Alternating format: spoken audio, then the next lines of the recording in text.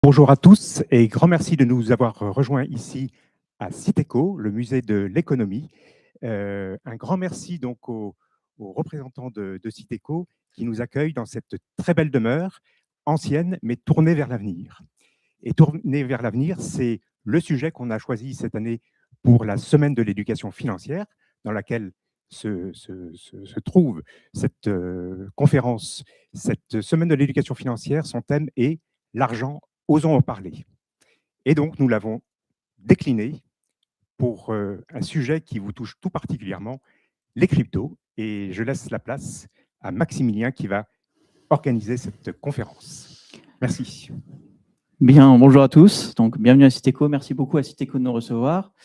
Donc, pour cette petite table ronde qui va aborder le sujet des cryptos, nous serons trois. Donc, je suis Maximilien Coussin, je suis économiste senior à La Finance pour tous et je vais animer cette table ronde en compagnie de deux illustres intervenants, experts de leur domaine respectif. Tout d'abord, Adeline Bachellery, qui est directrice adjointe de l'innovation et des infrastructures des marchés à la Banque de France, et Olivier Aubassard, qui est professeur titulaire de finance à HEC Paris.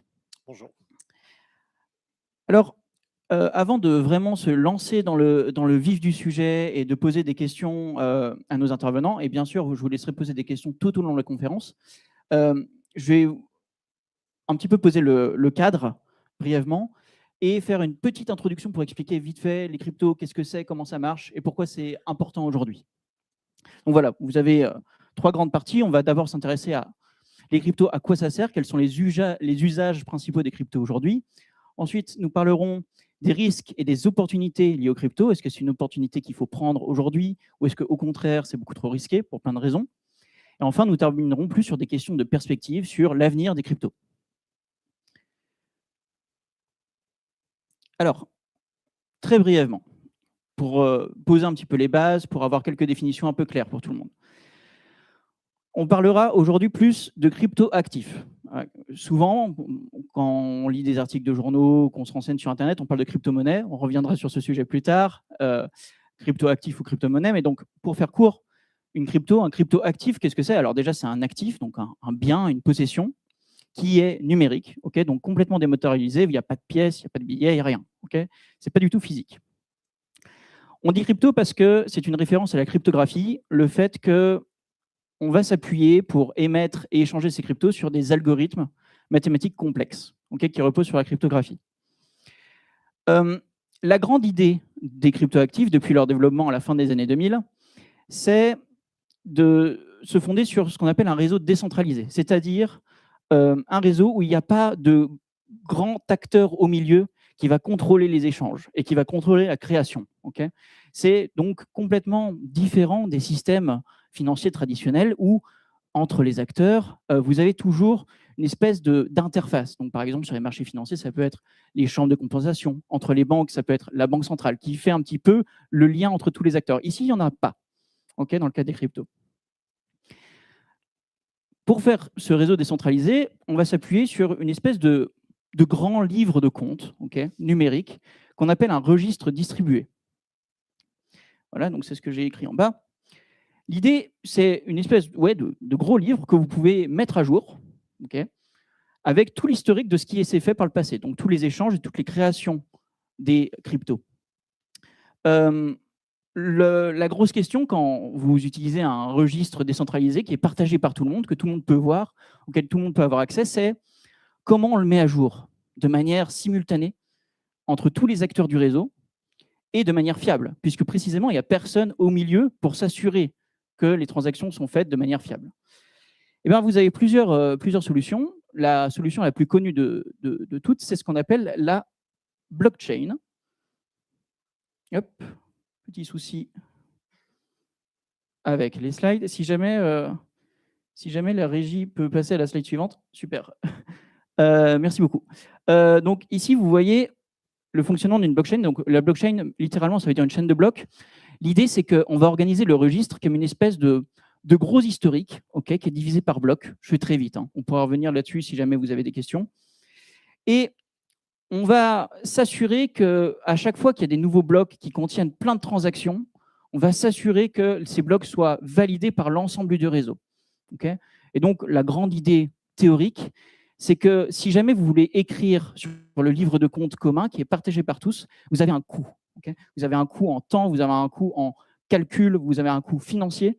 Et donc, bien sûr, vous serez rémunéré si jamais vous réussissez à écrire correctement sur le livre de compte, mais ce coût va empêcher indirectement des personnes malveillantes d'essayer de tricher et d'inscrire des fausses transactions sur le livre de compte commun.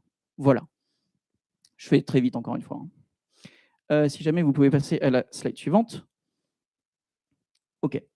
Alors, vous connaissez sans doute la plus connue de toutes les crypto-monnaies, de tous les crypto-actifs, c'est ce qu'on appelle le Bitcoin, qui donc a été créé en 2008-2009.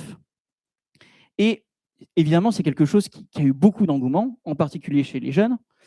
Et donc là, vous voyez, c'est l'évolution du prix du Bitcoin entre début 2017 et aujourd'hui. Et vous voyez que globalement, on peut dégager deux grandes dynamiques. La première, c'est que vous avez sur le long terme une augmentation très forte du prix, okay, qui justifie d'autant plus l'engouement que certaines personnes peuvent avoir pour le Bitcoin. Mais de l'autre côté, vous avez des variations de prix très très fortes.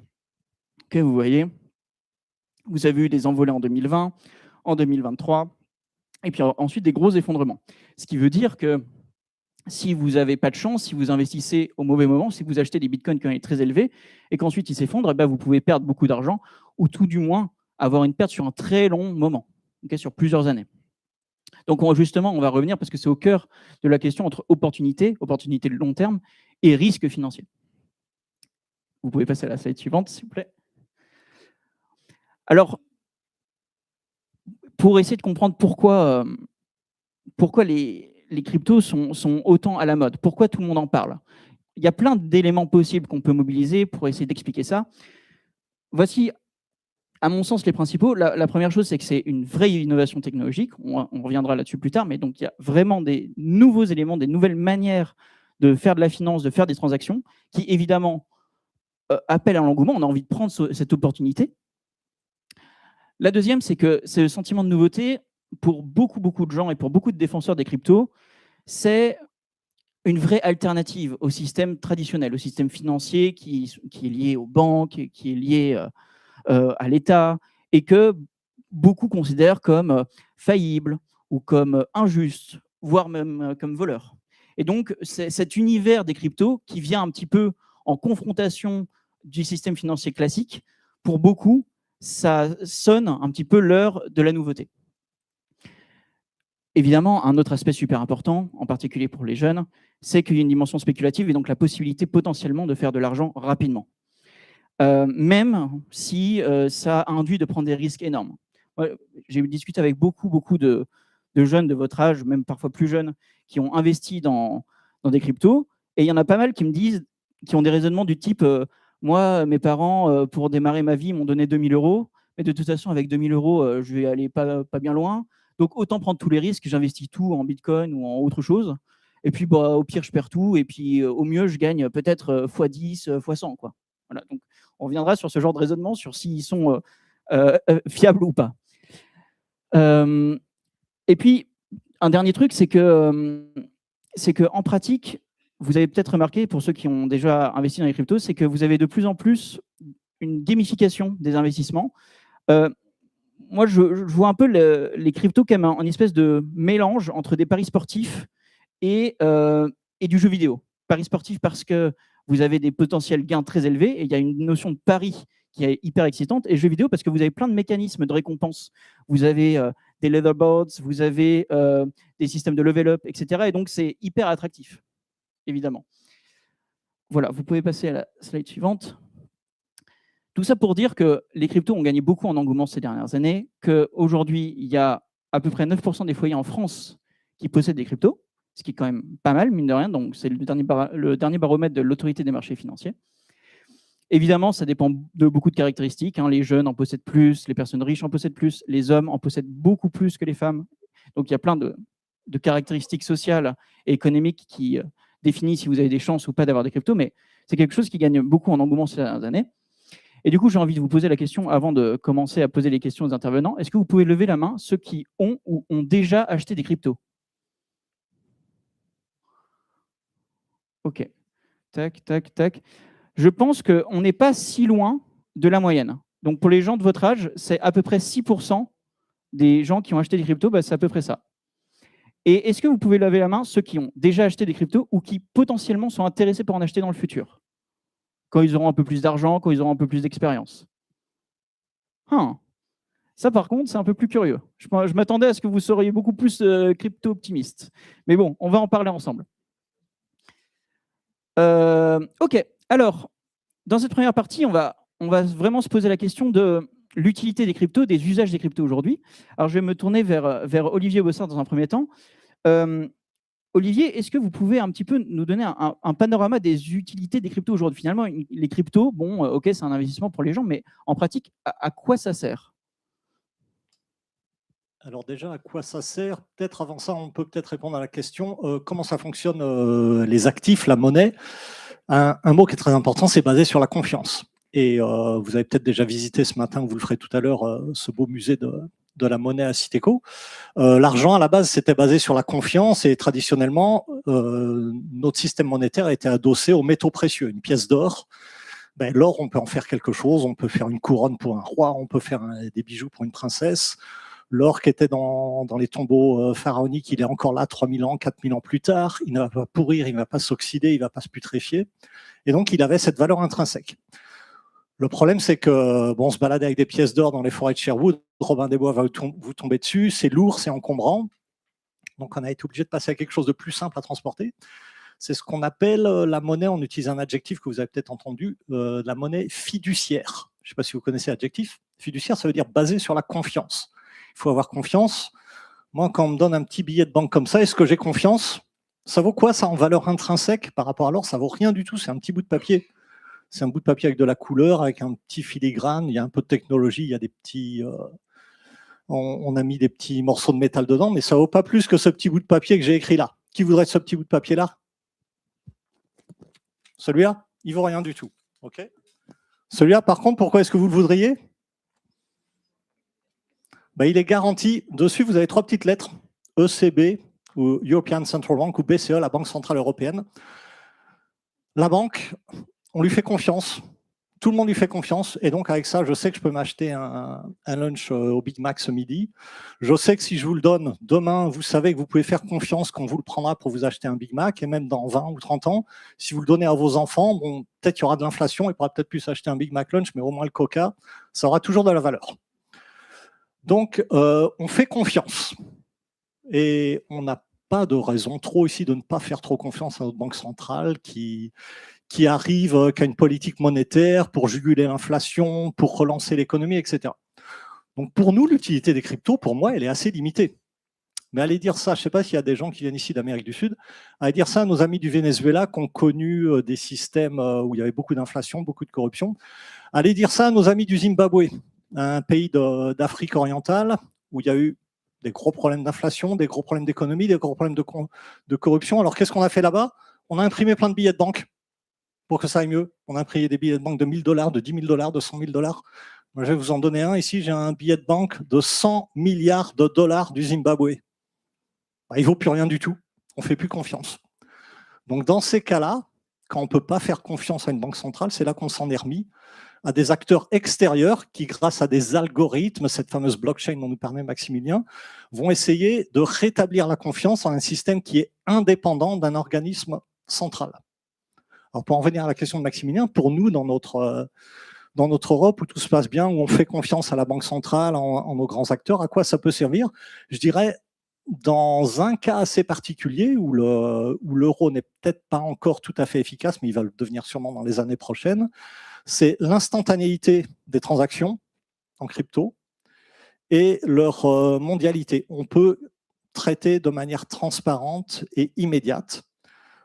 Si Maximilien me demande ce soir de lui rembourser le café qui m'a payé ce midi, le dimanche soir, si je lui fais un virement par la banque avec les systèmes SEPA, ça va quand même prendre 48 heures. Si je le fais via Revolut, il va avoir l'argent de manière instantanée sur son compte. Ça dépend. Si vous regardez les petites clauses de Revolut, c'est quand même marqué qu'il va falloir attendre 48 heures pour que le virement d'Olivier à Maximilien soit validé. Avec les cryptos, ça va se faire de manière transparente, indépendante, pour un café à 2 €, mais pareil pour une grosse transaction immobilière à 1 million ou 10 millions d'euros. Donc c'est ça, pour répondre à la question de manière brève. Dans la mesure où je fais confiance à ma banque centrale, le seul intérêt pour le moment, c'est que grâce à ces systèmes décentralisés, on a réussi à avoir une instantanéité du système. On y reviendra peut-être tout à l'heure avec les monnaies de banque centrale. On arrive aussi, on fait beaucoup de progrès dans ce domaine-là au niveau des banques centrales. D'accord, très bien. Merci beaucoup, Olivier, pour ces précisions. Donc, effectivement, les cryptos ont un vrai avantage technologique d'instantanéité de la relation, la possibilité d'échanger de manière instantanée avec n'importe qui dans le monde et à n'importe quelle heure, contrairement à beaucoup, par exemple, de marchés financiers qui sont fermés à certaines horaires. Alors justement, pour venir plus généralement à la question de la monnaie, est-ce qu'une crypto peut être considérée comme une monnaie ou pas, je vous pose la question, Adeline. Aujourd'hui, la plupart des grandes institutions, l'AMF, la Banque de France, parlent justement pas de crypto-monnaie. On essaie de parler de crypto-actifs. Alors pourquoi un crypto-actif n'est pas vraiment une monnaie? Et est-ce que ça pourrait le devenir ou est-ce que c'est impossible par nature? Merci. Alors, je vais revenir un petit peu sur ce qu'a dit effectivement Olivier, parce que la confiance, c'est le rôle de la Banque centrale, c'est d'assurer la confiance dans la monnaie. Et la monnaie, en fait, alors je vais revenir à quelque chose que vous avez sûrement déjà dû apprendre, doit remplir 3 fonctions. Tout d'abord, avec une monnaie, on doit pouvoir payer, donc au quotidien, quand vous allez payer en ligne, quand vous allez au supermarché, chez le boulanger, il faut pouvoir payer facilement. C'est-à-dire qu'une monnaie doit être utilisable tout de suite et très facilement. La deuxième fonction très importante d'une monnaie, c'est que vous devez pouvoir compter avec. Si vous voulez évaluer le verre que j'ai sur la table comparé à la carafe d'eau, il faut pouvoir les évaluer l'un par rapport à l'autre. Et pour ça, il vous faut une monnaie, c'est-à-dire un pivot au centre pour pouvoir évaluer et faire ce qu'on appelle un système de prix relatif. La troisième fonction, c'est que vous pouvez devoir conserver votre monnaie comme réserve de valeur pour pouvoir payer, par exemple, le lendemain ou le surlendemain. Ces 3 fonctions, en fait, aujourd'hui, ne sont pas remplies par ce qu'on appelle donc les cryptoactifs. C'est pour ça qu'on les appelle cryptoactifs et non pas crypto-monnaies. Puisque, comme vous avez pu le voir, un actif comme le Bitcoin, par exemple, est très volatile. C'est-à-dire que vous pouvez arriver pour payer et puis finalement, vous devez augmenter le montant total de Bitcoin que vous devez utiliser parce que le Bitcoin étant tellement volatile que ça fait tout de suite bouger les prix. Donc ces 3 fonctions en fait de la monnaie, elles doivent être assurées en permanence dans le temps. C'est-à-dire qu'en fait, il faut avoir confiance dans la monnaie qui est choisie. Ça, c'est le rôle de la Banque centrale. Et le deuxième rôle de la Banque centrale, c'est de s'assurer aussi que cette monnaie, elle est stable dans le temps. C'est-à-dire qu'encore une fois, il ne faut pas que la valeur bouge en permanence. Donc, en première réponse, les cryptoactifs, non, ne sont pas des monnaies. Après, vous n'avez pas que, en termes de cryptoactifs, que le Bitcoin, par exemple. Évidemment, les émetteurs de ces cryptoactifs ont le même raisonnement et ont fait le même raisonnement que celui que je viens de vous tenir ici. Et savent bien que les cryptoactifs sont extrêmement volatiles. Donc, il y a d'autres émetteurs qui ont créé ce qu'on appelle les stablecoins, qui sont en fait des cryptoactifs qui sont adossés à une monnaie, par exemple, qui elle est stable, comme par exemple l'euro ou le dollar, c'est essentiellement le dollar d'ailleurs. Et donc, en fait, quand vous achetez un stablecoin, vous donnez quelque part 1 euro aussi, qui est mis en réserve pour pouvoir assurer, comme son nom l'indique en anglais, pour pouvoir assurer une certaine stabilité de ces cryptoactifs particuliers qui sont adossés à une réserve de valeur. Ces stablecoins-là, aujourd'hui, pour justement éviter qu'ils soient trop volatiles et pour assurer ceux qui les utilisent, on les a encadrés en Europe juridiquement, c'est-à-dire qu'il existe un règlement européen qui encadre ces stablecoins. Et en fait, on les a rangés dans ce qu'on appelle la catégorie, pour certains d'entre eux, ceux qui sont les plus sécurisés, on les a rangés dans la catégorie de ce qu'on appelle la monnaie électronique. C'est-à-dire qu'en fait, on a une réserve en euros qui permet d'éviter justement cette trop forte volatilité. Après, quand on parle aussi de cryptoactifs ou de crypto, parce que vous avez utilisé le terme crypto, donc il y a cryptoactifs comme Bitcoin dont je viens de parler, qui n'est absolument pas une monnaie, et tous les cryptoactifs ne sont pas des monnaies. Je viens de parler rapidement des stablecoins. On a aussi, et on travaille aussi beaucoup dessus à la Banque de France, le fait que beaucoup d'acteurs cherchent maintenant à mettre sur des blockchains des actifs, comme des actifs réels, comme l'immobilier, ou encore, et c'est ce qui nous intéresse à la Banque de France, les titres financiers. Et donc, on parle ici de tokenisation, puisque sur une blockchain, vous mettez ce qu'on appelle donc des jetons, en anglais token. Donc, on parle beaucoup de tokenisation de l'économie. Voilà, donc ce qu'il faut retenir effectivement, c'est que les cryptoactifs ne peuvent pas servir à payer au quotidien et que c'est le rôle de la Banque centrale d'assurer la confiance dans les monnaies. Alors après, c'est quelque chose qui n'est pas que théorique, hein, quand je dis assurer la confiance. Tout à l'heure, vous avez montré des billets. On s'assure en fait que le billet de 10 € qui est là sur la table vaut 10 € que vous avez sur votre compte bancaire. C'est-à-dire qu'en permanence, on doit s'assurer que 10 € en billets ici, que vous allez retirer au DAB, soit égal à 10 € que vous avez sur votre compte bancaire, quand bien même les émetteurs ne sont pas les mêmes, puisque les 10 € ici en billets sont émis par la Banque centrale. Les 10 € que vous avez sur votre compte bancaire, tout dépend de votre banque. Voilà. Donc, la Banque de France, notre travail, c'est de faire communiquer les banques entre elles grâce à ce qu'on appelle la monnaie centrale pour pouvoir assurer que 1 € de votre banque égale 1 € de la banque de votre voisin, égale donc 1 € à la Banque centrale. Voilà. Oui, effectivement, c'est un point très important que vous expliquez à la fin. En fait, nous, au quotidien, on utilise bien sûr des billets, mais on utilise aussi des pièces, on utilise nos dépôts bancaires. Autrement dit, on utilise plusieurs formes monétaires qui s'appuient sur une même unité théorique, l'euro, mais on est d'accord que, en fait, un billet et un compte de dépôt, c'est pas pareil, mais il faut faire en sorte, pour le quotidien, pour nos opérations à nous, que ça ressemble exactement et que ça serve à la même chose. Donc, il faut effectivement trouver un moyen pour assurer que vous avez une conversion dite au pair, c'est-à-dire de 1 pour 1 entre vos billets et votre compte en banque. Donc, si vous utilisez 20 € de votre compte pour retirer de l'argent, il faut bien que vous ayez 20 € en billets qui soient retirés. Donc, évidemment, aujourd'hui, en Europe, c'est quelque chose de très clair, mais par le passé, dans les développements financiers, ce n'est pas quelque chose qui était acquis forcément au départ. Donc, bien sûr, la Banque centrale, accompagnée de tout le système bancaire dans son ensemble, essaie de s'assurer de cette conversion entre les différentes monnaies. Je vais rebondir sur un point dont vous avez parlé. Vous semblez assez d'accord sur le fait que voilà, les cryptos aujourd'hui n'ont pas du tout vocation à être utilisés comme monnaie, en particulier dans les pays développés. Et pourtant, c'est bien dans les pays développés qu'il y a le plus d'investissements en cryptoactifs et que c'est là où il y a le plus d'engouement d'un certain point de vue. Comment vous pouvez expliquer ça, Olivier ? Alors là, on touche à un autre problème, c'est quelque chose d'excitant justement parce qu'il y a cette volatilité, donc on peut potentiellement investir et devenir riche très facilement. Et là, il faut se poser la question, qu'est-ce qui va driver, qu'est-ce qui fait que le Bitcoin va s'envoler ou pas? Moi, si je prends ma casquette de prof de finance, j'enseigne en école de commerce, je vous dirais, il y a 3 facteurs qui permettent non pas de justifier mathématiquement, mais d'expliquer pourquoi le Bitcoin va monter ou un cryptoactif va monter ou descendre. Ça va être de 1, sa rareté, de 2, la confiance collective qu'on peut avoir dedans, et de 3, son taux d'adoption. Alors pour vous parler plus concrètement, je ne sais pas si vous jouez à Fortnite, les skins Fortnite ou les cartes Pokémon, qu'est-ce qui fait qu'une carte Pokémon est super, va valoir des millions? Mais c'est parce qu'elle est rare. Donc si j'émets toutes les cartes Pokémon en 10 millions d'exemplaires, vous perdez l'aspect de rareté. Et ça, c'est un attribut qu'on a avec l'or, par exemple. Le Bitcoin, mécaniquement aussi, on a contraint le nombre de Bitcoin globalement qui peut être miné à être au maximum de 21 millions. Donc, c'est le cas de la plupart de ces cryptoactifs. De 1 pour la rareté. La confiance collective, ce fameux système de blockchain que Maximilien a expliqué, que vous expliquez dans des mots très simples, mais qu'en fait, quelque chose de très complexe mathématiquement et de manière informatique, c'est un système intellectuellement assez fabuleux qui permet de s'échanger de la valeur comme ça, mais avec de l'unicité. Il faut voir que, bon, pour vous, le fait que l'information soit numérique, vous êtes né avec ça.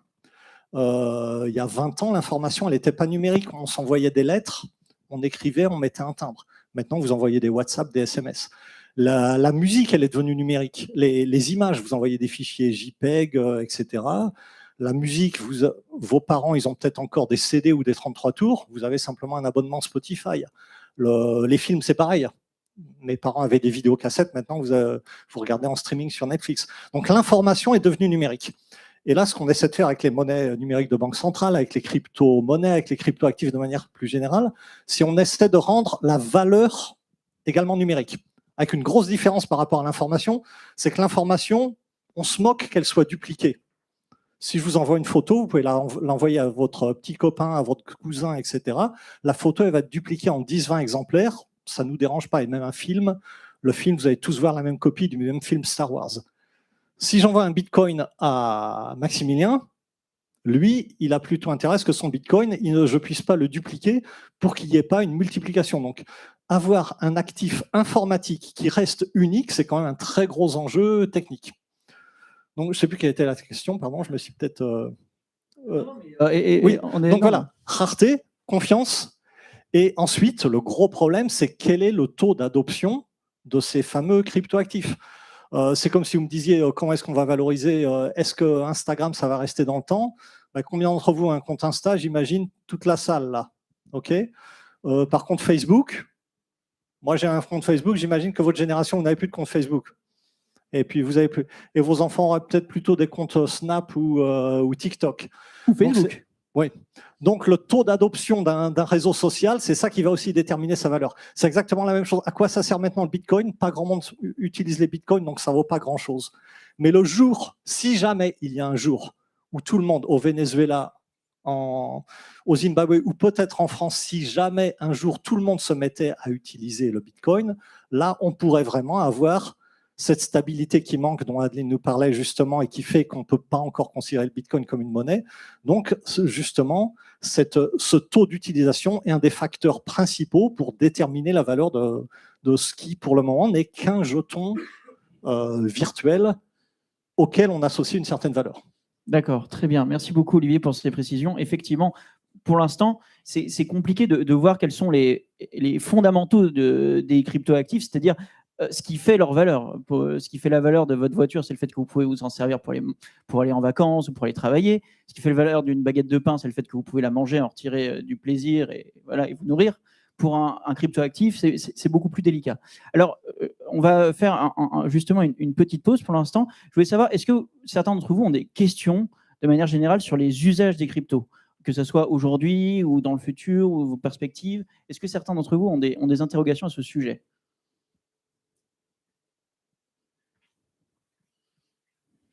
Ça va?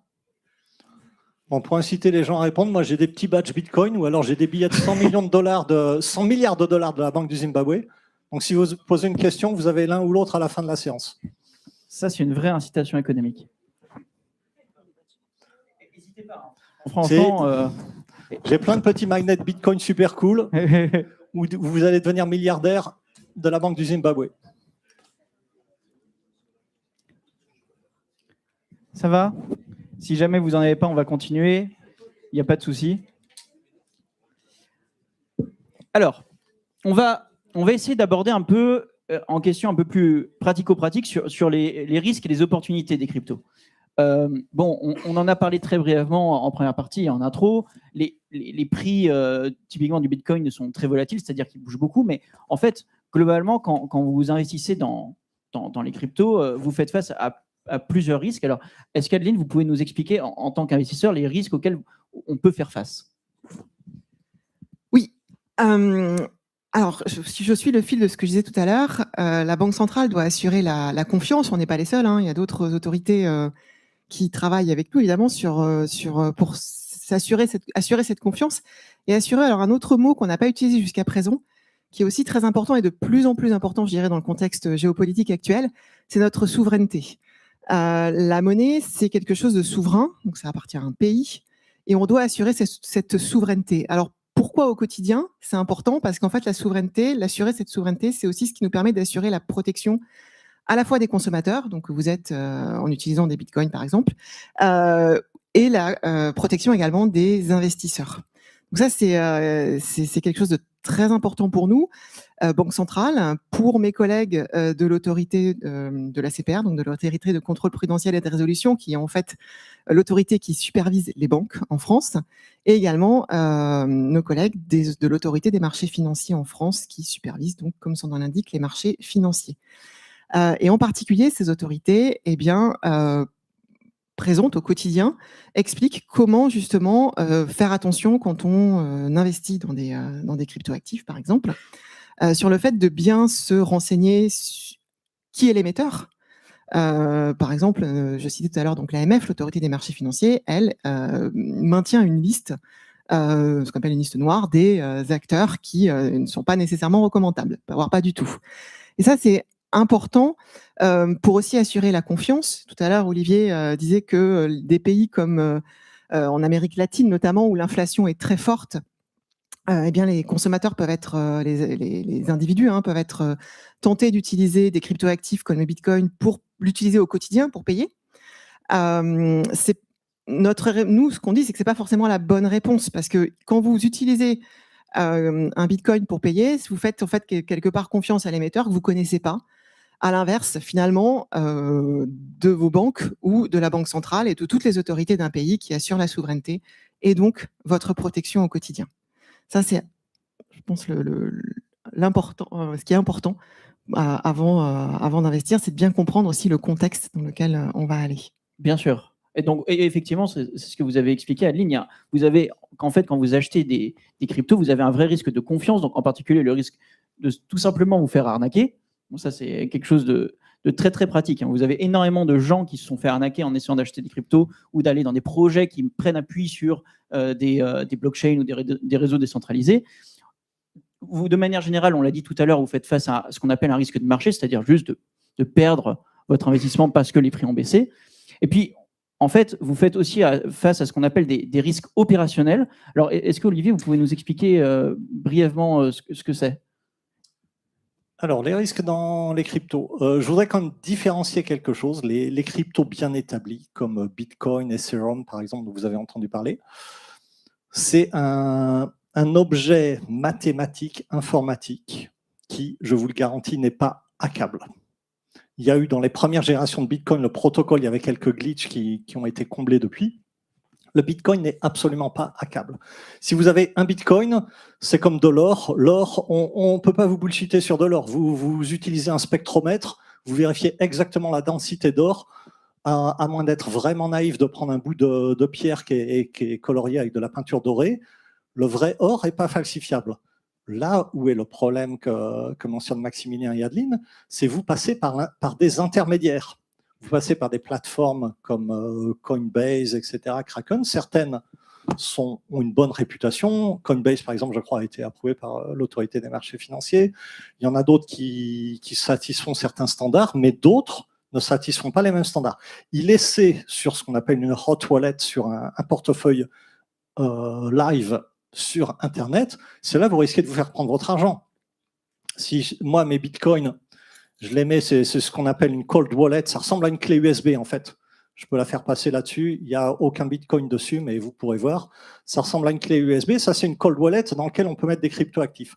Si elle est en dehors du réseau Internet, voilà, on va le faire passer si vous voulez, vous me le rendrez à la fin, personne ne peut toucher à mes bitcoins. Les bitcoins ne sont pas hackables. Là où j'ai un problème, c'est si je mets mes bitcoins sur une plateforme en ligne, là évidemment on peut me les piquer. C'est comme le cow-boy qui va aller miner de l'or. S'il garde l'or dans sa poche ou bien caché dans son ranch, on ne va pas lui piquer.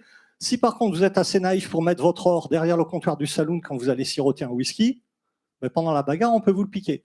Donc où est-ce que vous mettez vos bitcoins? Où est-ce que vous mettez votre sac d'or? Si vous le mettez dans une institution dans laquelle vous pouvez faire confiance à une banque qui ne va pas être dynamitée par les Dalton, très bien, votre or va être safe. Si vous le mettez derrière le comptoir d'un saloon, derrière une plateforme, vous avez entendu parler de la plateforme FTX, par exemple, il y a 2-3 ans, c'était une vraie fraude. Donc, attention, méfiance. Je récapitule. Les cryptos qui sont clairement établis comme blockchain ou Ethereum ne sont pas en soi hackables. Là où il y a des problèmes, effectivement, c'est les points d'accès et là où vous allez storer en live sur ces hot wallets vos cryptoactifs. Très bien. Donc oui, effectivement, comme l'explique Olivier, je reformule l'histoire que tout le monde ait vraiment bien compris. Il y a une différence entre la technologie blockchain qui sous-tend les échanges de Bitcoin et les intermédiaires qui font l'interface entre cette technologie et vous.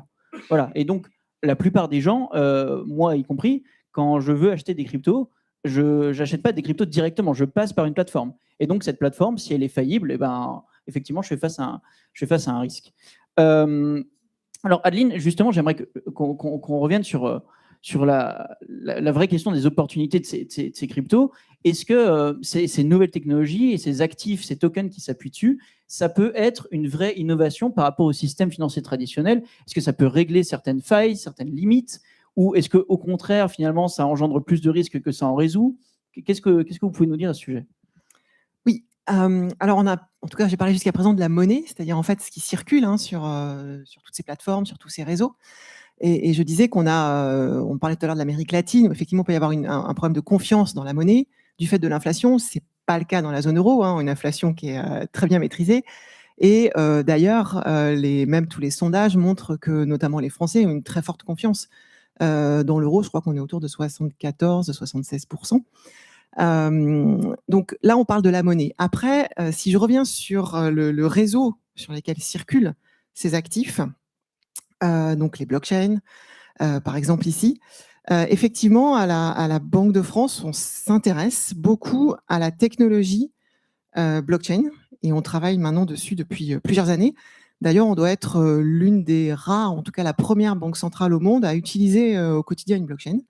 On l'utilise depuis 2000, si ma mémoire est bonne, 2017, avec des banques. Alors, on l'utilise pour un cas très spécifique sur ce qu'on appelle des créanciers. Mais on s'intéresse et on continue à s'intéresser et on avance beaucoup sur la technologie blockchain et sur ce qu'elle pourrait nous apporter. Parce qu'effectivement, on a décrit ici le système financier très rapidement, donc par un mot, la confiance. Pour autant, on a forcément des marges d'amélioration. Et l'une des marges d'amélioration, c'est pour tous les paiements transfrontières, lorsque vous voulez faire un paiement entre deux pays, par exemple. Aujourd'hui, pour faire un paiement entre deux pays, ça peut prendre beaucoup de temps. Alors, je reviens tout à l'heure, on a parlé de l'instantanéité. C'est aussi une forte demande que vous avez en tant que consommateur. En France, et beaucoup en Europe, on est capable de faire, vous pouvez vous faire un virement en une seconde, c'est passé. On a des systèmes de paiement, on a un système de paiement à la Banque de France notamment, qui permet de faire ça en moins de 10 secondes. Donc ça va très vite. En revanche, quand vous voulez faire ça d'un pays à un autre, ça peut prendre beaucoup plus de temps. Ça prend d'ailleurs beaucoup plus de temps en pratique, puisque lorsque vous voulez faire un transfert d'argent vers l'étranger, votre banque, et c'est normal, doit vérifier à qui elle l'envoie et s'assurer en fait que ce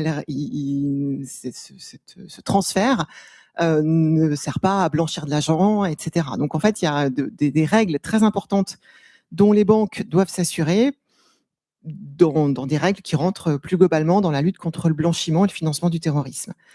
Il n'y a pas que ça, il y a aussi, pour faire un transfert d'argent, tout à l'heure je le disais, on a confiance dans notre monnaie, notre monnaie est souveraine, mais il faut aussi faire un échange de devises, puisque la monnaie euro, si vous voulez envoyer de l'argent aux États-Unis, votre interlocuteur, lui, voudra recevoir du dollar. Donc, on a un certain nombre d'actions à réaliser avant de pouvoir effectivement faire un transfert entre, par exemple, la France ici et les États-Unis, si je suis mon exemple. Vous devez souvent passer par des banques non européennes qui ont des accès partout dans le monde et qui s'assurent justement de ces règles dans le cadre de la lutte contre le blanchiment et le financement du terrorisme. Donc, ça peut être assez coûteux, même si c'est sain et que c'est plutôt rassurant, et on lui oblige d'ailleurs à le faire, à vérifier les transferts qui se font. Mais ça a un coût, et l'un des coûts, c'est le temps. Donc, il y a beaucoup d'émetteurs de stablecoins, notamment, je pense à un des plus gros Circle, qui vise à améliorer ce système et cette manière de faire les paiements transfrontières. Et finalement, ça nous incite, nous aussi, Banque Centrale, avec toute la communauté bancaire, à s'améliorer nous-mêmes pour pouvoir améliorer ces paiements transfrontières.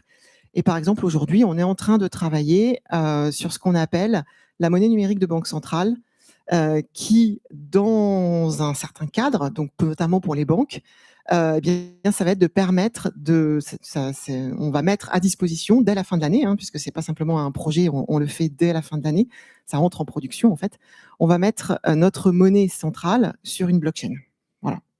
Dans le cadre évidemment de l'Eurosystème. Donc l'Eurosystème, c'est l'ensemble des banques centrales nationales des pays de la zone euro qui utilisent donc au quotidien l'euro.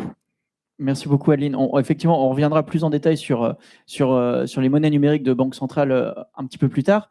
Donc, effectivement, si jamais les technologies permettent d'améliorer la rapidité des transactions, c'est une vraie amélioration de ce qu'on appelle l'efficience des marchés et des transactions de manière générale. Donc là, effectivement, ce serait un vrai progrès. C'est une vraie demande de la plupart des consommateurs et des entreprises.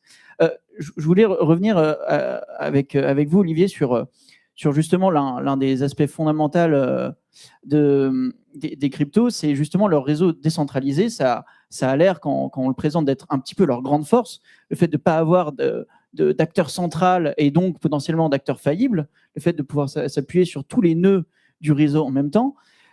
Mais pour autant, quand on regarde la situation en pratique dans les grandes cryptos, vous avez des personnes qui centralisent, qui concentrent la grande majorité de l'épargne dans ces cryptos. Vous avez des grandes plateformes qui concentrent une grande partie des échanges. Alors finalement, est-ce que cette décentralisation, c'est pas une décentralisation un peu théorique et technique, mais en pratique, on a juste remplacé une centralisation par une autre, mais pas une centralisation par un acteur public et clair, mais par une espèce de centralisation opaque et privée de certains possesseurs de Bitcoin, certaines grandes plateformes privées. Qu'est-ce que vous en pensez? Alors, quand on n'a pas la connaissance technique pour aller mettre les mains dans le réseau, je dirais oui, tout à fait. Il y a ce qu'on appelle les baleines, les big whales, qui vont avoir des grosses parts dans le réseau. La grosse différence, c'est que le système vraiment est transparent. Moi, le Bitcoin est arrivé avec cet inconnu anonyme Satoshi Nakamoto en 2008. Moi, j'ai découvert le Bitcoin plutôt vers 2013. Je me suis super intéressé là-dedans. J'avais fait des études d'ingénieur, de maths, de cryptographie, donc j'ai vu ça arriver. Je me suis dit, wow, c'est génial. J'ai essayé de comprendre comment ça marchait. À l'époque, et vers 2020 par là, j'avais sur mon petit PC un nœud de minage de Bitcoin. Bon, c'est assez énergivore, mais je pouvais voir toutes les transactions qui passaient. Et encore maintenant, j'ai encore sur Bitcoin et sur Ethereum, je peux voir toutes les transactions qui passent. Le système est absolument transparent. Mais il faut quand même se mettre les mains dans le cambouis, il faut savoir coder, donc c'est pas accessible au commun des mortels. Donc la transparence, elle est quand même là. Après, c'est comme tous les systèmes en bourse. On ne sait pas, quand on voit ça à travers ce qu'on appelle les dark pools, les piscines profondes, quand JP Morgan ou Citadel va acheter des millions d'actions, on n'a pas forcément toute cette transparence non plus. Donc, je dirais oui, le réseau est transparent et fiable, mais il faut quand même une certaine dose de connaissances techniques, être un acteur. Mais la base du projet, tel que ces fameux, comme ils s'appellent, ces libertariens, ils se faisaient appeler des cypherpunks en anglais, on a traduit ça en français par cyberpunk. C'est cyber comme robot, mais c'est pas ça. Cypher comme cryptage. Les punks, les voyous du cryptage, c'est des individus, Julian Assange en faisait partie, les Mike Szabo, les fondateurs de différentes plateformes et de l'Internet, qui étaient impliqués là-dedans bien avant 2013, dès les années 90. Ils se sont dit, voilà, conceptuellement, et ils ont conçu quelque chose d'absolument génial, ils ont conçu un outil mathématique d'échange, justement, où tout le monde peut avoir son mot à dire, où tout le monde peut voir ce qui se passe de manière transparente. Ceci dit, quand vous passez par une plateforme d'échange et qu'en plus vous ne savez pas trop ce que vous achetez, comme le mentionnait Adeline tout à l'heure, il faut bien évidemment plutôt faire confiance à un euro de la Banque de France. D'accord, très très bien.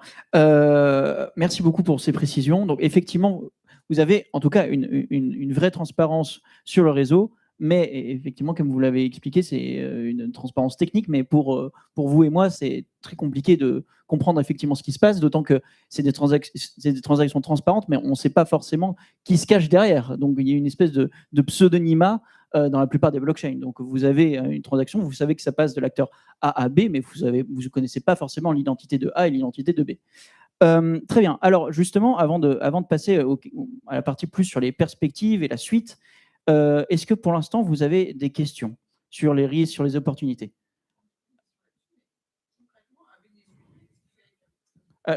Vous pouvez utiliser le micro, comme ça les personnes en live vous entendront bien. Parce que là, je sais pas, quelqu'un qui est au Venezuela, vous dites qu'ils utilisent beaucoup le Bitcoin parce qu'il y a un problème de confiance. Qu'est-ce qu'ils font avec concrètement? Ils achètent du pain? Alors, vous avez des pays, par exemple, moi non, je voyage assez régulièrement au Japon. Au Japon, vous pouvez acheter à peu près tout et n'importe quoi avec du Bitcoin. En Ukraine, on l'a vu également depuis la guerre, le Bitcoin est assez répandu. D'accord, donc du coup, le taux d'adoption, et encore, là on en revient à ce problème. Est-ce qu'on fait confiance? Est-ce qu'on l'utilise? Le taux d'adoption en Europe, ici, est assez limité. Il va falloir passer par des intermédiaires qui vont justement vous le reconvertir en monnaie de banque centrale. Donc du coup, ça joue un rôle de monnaie, quoi, dans ces pays-là. Parce que là, c'est ce qu'on essaie de faire, mais avec justement le flip side que mentionnait Adeline tout à l'heure. Les gens qui font ça veulent échapper au manque de confiance qu'ils ont dans leur fameuse banque centrale, Mais pour autant, si on fait face à des intermédiaires et qu'en plus, on a un actif qui est très volatile parce que les gens ne savent pas s'ils doivent ou s'ils peuvent ou s'ils ne peuvent pas l'utiliser, on a affaire à la valeur d'un actif qui peut être très volatile par rapport à celle d'un euro ou d'un dollar. D'accord. Parce que comme vous le présentiez comme un... Enfin, il se développe dans des pays où justement il y a de l'incertitude et au niveau économique, je ne voyais pas comment un actif aussi incertain arrivait à résoudre un problème d'incertitude. On n'a pas dit que c'était la bonne réponse. On a dit que c'est quelque D'accord. chose qu'on observe, mais c'est pas la bonne Ouais. réponse. Tout à fait. D'accord. Vous remplacer quelque chose d'incertain par quelque chose d'incertain, ça change pas grand-chose au final. D'accord. Donc, Peut-être, histoire d'éclaircir un peu et d'éclairer, je ne sais pas si c'est une bonne voie de voir le caractère monétaire de quelque chose comme quelque chose de complètement binaire. En fait, en pratique, c'est beaucoup plus compliqué que ça. Le Bitcoin, c'est en pratique, bon, dans nos pays, en Europe, c'est à peu près pas du tout de la monnaie, mais dans d'autres pays, ça acquiert un certain caractère monétaire. En fait, c'est comme ça pour tous les actifs. Les actifs peuvent être plus ou moins monnaie dans un cadre plus ou moins large, dans un nombre plus ou moins grand de transactions. Donc, évidemment, les billets de banque qu'on utilise, on peut dire que c'est à peu près 100% de la monnaie. C'est à peu près sûr. Pour les dépôts bancaires, c'est la même chose. Pour les bitcoins, c'est peut-être un tout petit peu de la monnaie parce que ça peut s'utiliser dans un nombre très restreint de transactions, surtout chez nous. Mais dans d'autres pays, ça peut acquérir un caractère monétaire beaucoup plus fort. Il me semble, mais je parle sous votre contrôle, qu'il y a 2 pays pour l'instant qui ont tenté d'adopter de manière officielle un crypto comme une monnaie. C'est le Salvador et la République centrafricaine. Je crois qu'ils sont en partie revenus là-dessus, c'est pas encore très clair. Tout ça pour dire que justement, ce dont parlait Adeline, la notion de confiance, c'est quelque chose qui se construit pas comme ça, c'est pas quelque chose qui se décrète. Et donc, en pratique, c'est pas parce qu'un État dit ou stipule qu'un crypto est une monnaie qu'elle va forcément le devenir, et vice-versa, c'est pas parce qu'un État dit que ça va pas le devenir que ça peut pas être utilisé en pratique. Voilà, donc tout ça pour dire que c'est des questions qui sont profondes et très complexes.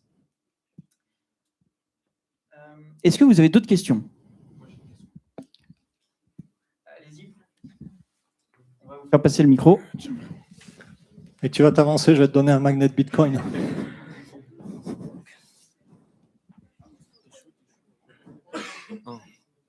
Comment ça?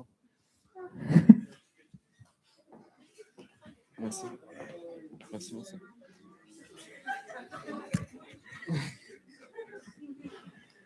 Est-ce que de manière personnelle, vous avez déjà investi dans les crypto-monnaies? Allez-y. Pardon? Est-ce que vous avez déjà investi dans les crypto-monnaies? Alors, investir dans les crypto-monnaies, je l'ai fait plutôt pour m'amuser, pour voir comment ça fonctionnait. Mais mon conseil, ce que j'ai fait et ce que je vous conseille à tous de faire, c'est investir dans la connaissance, de comprendre comment ça marche. Ok? Est-ce que investir, ça va vous rendre riche ou pas? Franchement, comme on le voyait tout à l'heure, ça peut monter, ça peut descendre tant que le taux d'adoption n'est pas là, tant que tout le monde n'utilise pas le Bitcoin, comme Madame nous disait. Ça peut varier beaucoup, mais comprendre comment ça marche, c'est là pour moi qu'il y a un potentiel de dingue pour vous. On se retrouve dans la même situation que les gens qui essayaient de comprendre dans les années 80-90, vous n'étiez pas nés, moi j'avais votre âge à l'époque, où on commençait ce fameux World Wide Web, où on avait de l'information qui circulait comme ça à travers des réseaux électroniques, on débranchait son téléphone, c'était les téléphones pas portables à l'époque, pour brancher un ordinateur et on essayait de s'échanger de l'information comme ça par ordinateur. Mais tous ceux qui se sont dès le début mis à essayer de comprendre comment on faisait les protocoles d'échange, comment on essayait de s'envoyer des mails et tout ça, ces gens-là, ce sont devenus des gens incroyables dans le monde de l'information maintenant, des technologies. Alors, est-ce que le Bitcoin a un avenir? Je ne sais pas du tout. Les gens comme vous qui peuvent s'intéresser dès maintenant aux méthodes de fonctionnement, d'unicité d'un token, que ce soit pour faire de l'argent, que ce soit pour faire plein d'autres choses, on aura peut-être le temps d'en parler, mais la blockchain a plein d'autres applications en dehors de la finance. C'est là, pour moi, il y a un domaine potentiel absolument incroyable. Donc, investir dans les crypto-actifs pour faire de l'argent à court terme, certainement pas, mais investir votre temps pour essayer de comprendre comment ça marche, pour essayer de comprendre comment coder une blockchain. Coder une blockchain, avec un peu de connaissances en C# ou en Python, je ne sais pas si vous étudiez beaucoup le Python en ce moment à l'école, au lycée, mais c'est à la portée de tout le monde de construire une petite blockchain et de faire un réseau décentralisé pour avoir une base de données qui n'est pas gérée par un acteur individuel, mais par un groupe d'acteurs de manière conjointe. Et alors moi, non, je n'ai pas de Bitcoin, d'autant plus que par mes fonctions à la Banque de France, je suis obligée de déclarer les opérations financières que je fais. Voilà. Puisque je peux avoir accès à des informations confidentielles. Ce qu'on comprend de ce qu'explique Adeline et de ce qu'explique Olivier, c'est qu'en tout cas, à l'heure actuelle, c'est beaucoup plus la technologie qui sous-tend les tokens que les tokens en eux-mêmes qui sont importants et intéressants. La technologie, ça fait consensus qu'elle est utile, qu'elle a une vraie fonction. Les tokens qui se basent dessus, par contre, c'est beaucoup moins clair. Donc, évidemment, on n'est pas ici pour vous donner de quelconque conseil financier, mais on ne peut que vous rappeler d'être très prudent dans vos investissements sur les cryptos. Est-ce qu'il y a d'autres personnes qui ont des questions? Allez-y. Oui, j'en ai.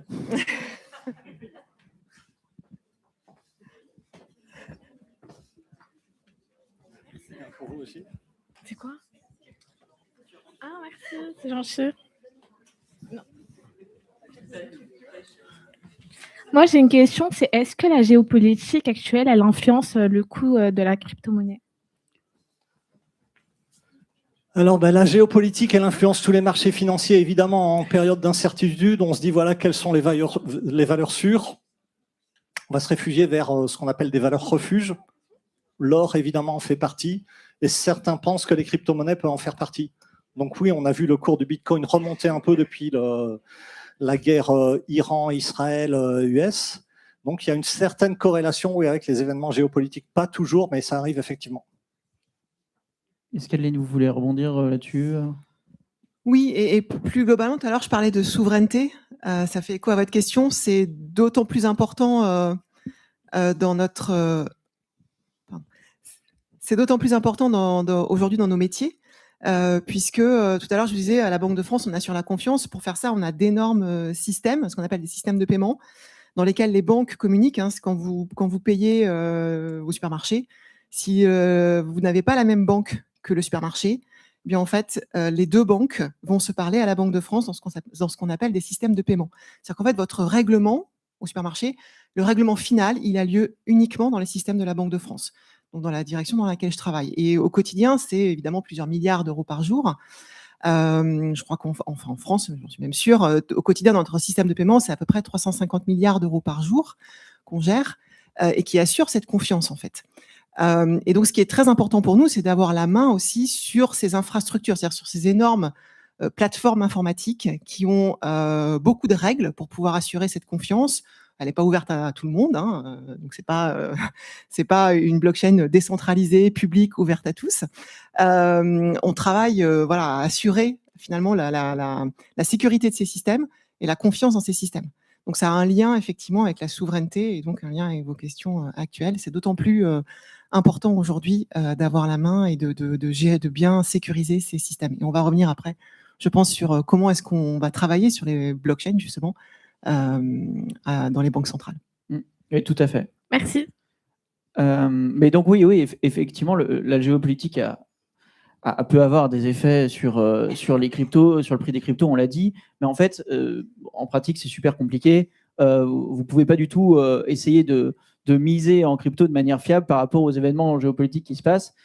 Il y a pas mal d'études, effectivement, comme l'a expliqué Olivier, qui essaient de voir si le Bitcoin en particulier se comporte de plus en plus comme une valeur refuge. Donc, c'est-à-dire, est-ce que finalement les prix du Bitcoin et les prix de l'or bougent de plus en plus dans le même sens? Et la réponse, c'est que c'est compliqué. En fait, c'est pas du tout si simple. Ça dépend vraiment des événements en particulier. Dans certains cas, oui, dans d'autres, non. Donc, voilà, vous pouvez pas trop avoir une boule de cristal pour savoir un petit peu ce qui va se passer. Est-ce que vous avez d'autres points, d'autres questions? Franchement, n'hésitez pas. Allez-y. En plus, il y a encore plein de badges. Et des billets de milliards de dollars du Zimbabwe. Mais moi je tuerais pour l'avoir. Il est incroyable. Non. J'en ai 5. Allez-y. Alors, ma question, elle peut être hors sujet, mais vous allez me le dire. Est-ce que prochainement, dans quelques années, il y aura une monnaie, on peut dire Bitcoin ou crypto, je ne sais pas quoi, qui sera mondialement une seule monnaie pour tout le monde? C'est ce que j'entends parler. Et vous êtes les professionnels en la matière.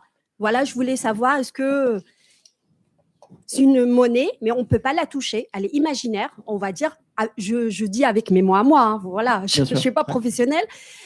Et du coup, je voulais savoir quel impact ça va être sur nous et pour les gouvernements du monde. Vous voyez ce que je veux dire? Bien sûr. Bah, en fait, vous anticipez tout à fait sur la dernière partie, donc on va en parler, il n'y a aucun problème. Mais effectivement, est-ce que une crypto pourrait devenir un moyen de paiement international, une réserve de valeur internationale dans 2 ans, dans 5 ans, dans 10 ans? Bon, c'est une question très compliquée. Encore une fois, en économie, on n'aime pas trop faire les Madame Irma avec nos boules de cristal et dire oui, non. Mais en 2 mots, quelle serait votre demi-prévision ou quelle serait votre perspective là-dessus? Alors, je vais répondre très franchement. La réponse sera non pour les arguments développés par Adeline tout à l'heure. Chaque État ou chaque région, si on prend l'Europe de manière plus générale, veut quand même garder sa souveraineté, son indépendance. Donc non, ceci dit, on va avoir une consolidation.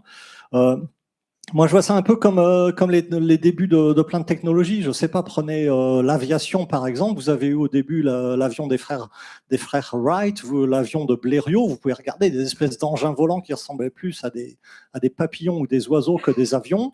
Il y en avait dans tous les sens. Ils s'écrasaient, ils étaient catastrophiques. Ils arrivaient tout juste à traverser la Manche. Si on n'avait pas eu ça, on n'aurait pas maintenant ces 2 gros mastodontes que sont Airbus et Boeing. Regardez le téléphone de Graham Bell qui était archaïque, qui passait par des lignes télégraphiques. Si on n'avait pas eu le téléphone de Graham Bell, on n'aurait pas ces iPhones ou ces Samsung super cool. Donc, on va passer par une phase de consolidation, très certainement. On est par des étapes, c'est pareil, les traitements de texte, les tableurs. Moi, je me souviens, dans mes premiers jobs en finance, j'ai utilisé Lotus 1, 2, 3 avant de passer à Excel. Maintenant, tout le monde utilise Excel. Les formats d'images qu'on transmet, les images sont compressées avec la technologie JPEG, mais vous avez aussi des images compressées en PNG, des images qui restent en TIFF et en RAW. Les chargeurs, les ports de vos ordinateurs qui sont en USB puis en USB-C. Donc, on a des technologies qui évoluent, il y a des standards qui vont émerger, on n'en est pas du tout encore là. Donc, pour le moment, on est encore dans une phase où on essaie de se trouver technologiquement. Reste en plus le point que soulignait Adeline, les États veulent garder absolument leur souveraineté pour des raisons très justifiées d'ailleurs, ce qui fait qu'on n'aura jamais la même monnaie entre les États-Unis d'Amérique et l'Europe, par exemple. Mais il y a eu des idées dans le passé, notamment à la création du FMI. Il y avait ce type d'idées sur la table, mais qui effectivement n'a pas porté. Oui, en fait, il y a des espèces de réserves de valeur un peu internationales, donc on pense au dollar, mais vous avez les SDR, qui est une espèce de monnaie internationale également qui est pilotée par le FMI. Vous aviez le projet de Keynes dans les années 30 de faire le Bancor, qui était aussi une espèce de monnaie internationale. Donc voilà, vous avez des projets. Après, de savoir si une crypto peut le devenir ou pas, voilà, c'est compliqué. La réponse semble pour l'instant plutôt non. Alors, je vais enchaîner justement avec... vous avez une question, hésitez, allons-y.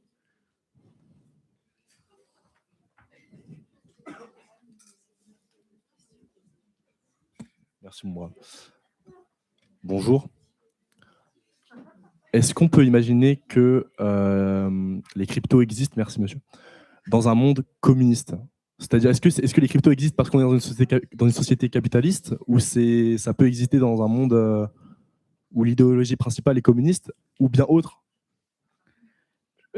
Alors, je vais vous laisser répondre. Je ne sais pas. Alors, moi je trouve que c'est une super question.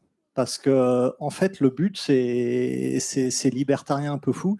Ils essaient de s'affranchir justement de toutes sortes de contrôles, qu'elles soient officiellement démocratiques, avec une banque centrale indépendante, mais quand même dépendante de l'État, ou que ce soit dans un système communiste totalitaire. Le principe sous-jacent, c'est d'essayer d'être indépendant de tout ça. Alors ensuite, dans quelle mesure les régulateurs vont tenter, pour des raisons très bonnes, très louables, comme le fait la Banque de France, l'AMF, vont tenter de réguler ça, ou de manière plus autoritaire, autocratique, comme un État communiste, dictatorial pourrait le faire. Dans quelle mesure est-ce qu'ils peuvent empêcher ça? Ça, c'est une question qui reste ouverte. Mais typiquement, moi j'ai un exemple, c'est en Afrique, au Kenya par exemple. Alors là, on ne parle pas du tout de crypto, on parle juste de monnaie numérique. Bon, le Kenya, ça fait partie de l'Afrique subsaharienne où le taux où le taux d'accès aux banques, en général, est de l'ordre de 20%. Il y a simplement 20% de la population d'Afrique subsaharienne qui a accès à une banque. Pourquoi? Parce que le taux d'analphabétisation est énorme, parce que les gens n'ont même pas forcément d'identité. Il y a des problèmes d'ethnie, on refuse à certaines personnes d'avoir accès aux banques, parce qu'il faut marcher sans infrastructure de transport. L'accès aux banques est très limité, donc 20% simplement de cette population a accès à un compte en banque. Par contre, avec les nouvelles technologies, 80% de cette même population a un téléphone portable. Alors, je ne vous parle pas des iPhone 16 ou meilleure génération, on parle de vieux Samsung, de vieux Nokia complètement pourris, mais le taux d'adoption au téléphone est de 80%. Et bien, figurez-vous qu'au Kenya, vous pouvez regarder vous pouvez googliser, un système qui s'appelle M-Pesa, M-PESA. C'est un système de paiement. Alors, on ne parle pas de blockchain, hein, c'est des paiements par des sortes de SMS où on peut s'échanger de la monnaie numérique. On ne parle pas de la monnaie pour les grands riches, des gens comme nous qui avons accès et qui avons le luxe d'utiliser différentes monnaies. On parle de pêcheurs, de marchands dans des petits marchés qui s'échangent, qui s'achètent un poisson ou un kilo de riz avec cette monnaie numérique. Donc, je ne réponds pas tout à fait à ta question, mais tout ça pour dire que la numérisation de la monnaie, avec des systèmes comme ça, peut très bien intervenir dans des systèmes qui ne sont pas forcément démocratiques et qui permettent justement de manière un peu plus vertueuse une certaine finance plus inclusive, ouverte à tous. Pour apporter un complément, alors encore une fois, en Europe, tout à l'heure je mentionnais, on a un règlement européen qui encadre l'usage des cryptoactifs et des stablecoins. Donc on n'a pas interdit de fait, puisqu'on l'encadre. Effectivement, il y a des pays qui ont visé l'interdiction, notamment en Asie. Mais en fait, on voit très rapidement que ces interdictions sont contournées. Donc, voilà, il y a des limites aussi à vouloir imposer ici. Mais effectivement, pour rebondir sur ce que dit Olivier et Aline et pour essayer de faire un complément, bon, c'est vrai que le principe d'un réseau décentralisé, parce que c'est le projet au départ, c'est de se soustraire à la mainmise de l'État. Alors, ça dépend de la définition que vous donnez de communiste, mais bon, on peut s'accorder sur le fait que dans le communisme, l'État a une place tout à fait privilégiée. Donc c'est vrai qu'en tout cas, au départ et en théorie, ça peut sembler un peu contradictoire. Voilà. Mais après, en pratique, interdire des cryptos, interdire la création de réseaux décentralisés, comme expliquait Adeline, bah, c'est très compliqué. Voilà. Et puis on le voit pour l'information, c'est pareil, interdire l'accès à Internet. En Chine, bah, avec un simple VPN, vous pouvez très bien accéder quand même aux réseaux Internet occidentaux et accéder à Google, et malgré l'interdiction officielle d'un État soi-disant communiste. Est-ce que vous avez d'autres questions? Allez-y, on a encore un petit peu de temps. Il ne me reste plus qu'un seul badge, désolé, après on passera au billet. Bonjour. Merci. J'avais une question, c'est alors pourquoi sur les réseaux sociaux, les influenceurs ils vont autant promouvoir la crypto-monnaie comme une solution pour s'enrichir assez rapidement? Et est-ce que vous pensez que à cause de cette, on va dire, publicité qui est intensive sur les réseaux, dans plusieurs décennies, la jeunesse va plus se tourner vers la crypto-monnaie? Voilà. Alors ça, fuyez pauvres fous, les influenceurs qui vont vous vendre les crypto-monnaies comme un moyen de devenir riche rapidement, aux jeunes filles de faire du botox ou d'acheter des masques à LED ou autres.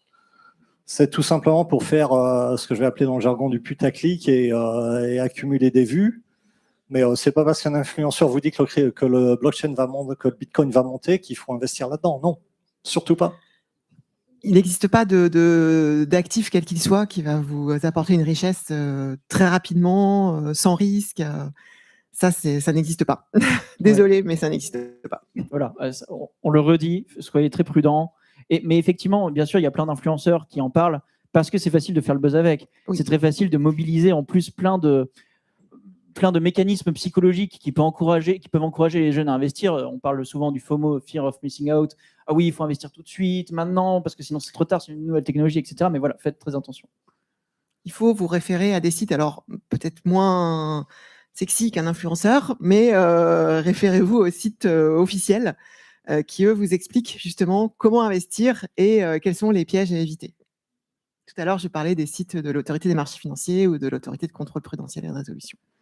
Ouais, effectivement, ça fait moins envie et que d'aller juste voir des influenceurs sur TikTok. Mais bon, quand on parle de votre argent et que ça peut avoir une influence sur votre vie sur les 10 ou 30 prochaines années, voilà. Je pense qu'il faut se permettre de prendre un peu de temps et de creuser, même si ça peut être un peu long et embêtant, quoi. Il y avait une autre question, il me semble, à gauche. Allons-y.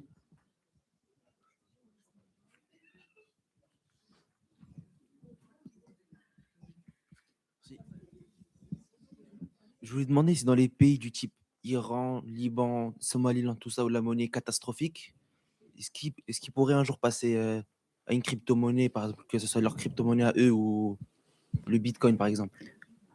Je pense que c'est un peu ce qu'on a dit tout à l'heure. Dans ce genre de pays, il y a plus de chances qu'une solution alternative aux monnaies d'État, ce qu'on appelle souvent les monnaies fiat, émerge.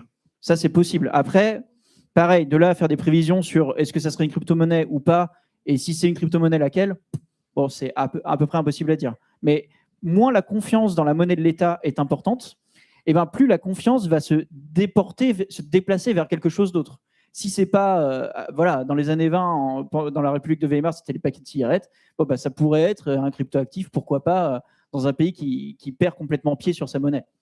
Voilà, mais ça pourrait être autre chose. Et il n'y a pas que les cryptoactifs, c'est déjà arrivé, ça arrive aujourd'hui. Il y a déjà des pays où la monnaie est faible et qui utilisent beaucoup le dollar. Le dollar est une monnaie internationale qui est beaucoup utilisée dans certains pays. Et d'ailleurs, tout à l'heure, je parlais des stablecoins qui sont adossés à une monnaie. La quasi-totalité des stablecoins sont adossés au dollar. Donc en fait, derrière, vous avez le dollar. Dans beaucoup de pays où la monnaie est vraiment très faible, eh bien, on parle de dollarisation. Après, la question, c'est est-ce que finalement, la dollarisation va entraîner encore plus d'usage de stablecoins, qui eux sont quasiment tous adossés au dollar, ou est-ce que c'est l'usage de stablecoins qui va entraîner encore plus de dollarisation? Ça, c'est une question qui est ouverte. Ouais. En fait, dans beaucoup de pays en développement, vous avez deux monnaies en concurrence. Vous avez la monnaie locale pour les échanges quotidiens et vous avez une espèce de réserve de valeur internationale, donc typiquement le dollar, mais ça peut être l'euro aussi. Hein. Au Monténégro, ils utilisent l'euro. Oui. Tous les pays. Et qui sert pour les échanges plus importants, typiquement, ou les grosses transactions. Mais comme le disait Adeline, et je rebondis là-dessus, c'est très important, ce que ça veut dire, cette dollarisation ou cette euroisation, c'est que si vous avez une faiblesse de votre monnaie et que vous perdez confiance, en fait, vous perdez aussi votre souveraineté. C'est quelque chose qui va de pair. C'est vraiment très, très important à préserver. Il y avait une question devant, il me semble. Oui.